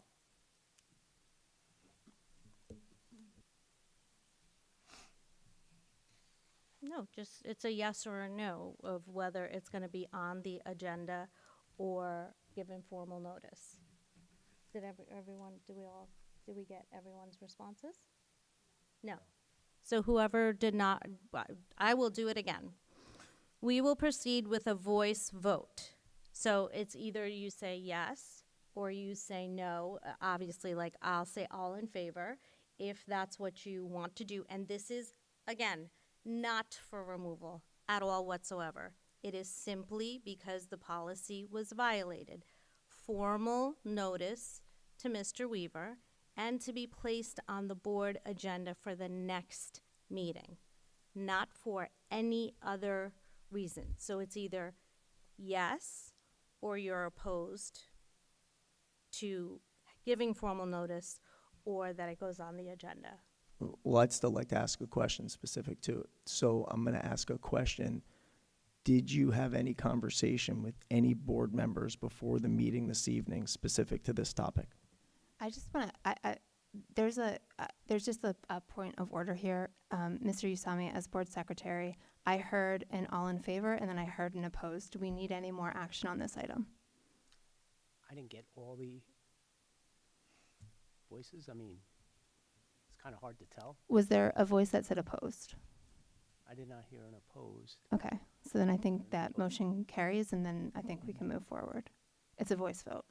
It's a voice vote, so it just has to be majority as far as in the amount of people, the number of people, correct? People here. Yes, the people here. So you need 5. Okay. Yes. I think I. Yes. Yes. Yes.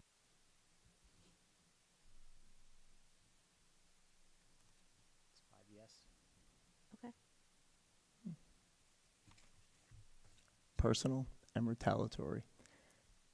Next, we have comments from the public. Citizens are invited to make comments and are limited to 3 minutes according to the Pascack Valley Regional High School District Board of Education, policy number 0167. Persons wishing to speak must, upon being recognized, rise, sign in, and state their name and town of residence. Do we have any comments from the public? Seeing as how there's no one, we'll move on. Do I have a motion for adjournment? So moved. Second. We are adjourned.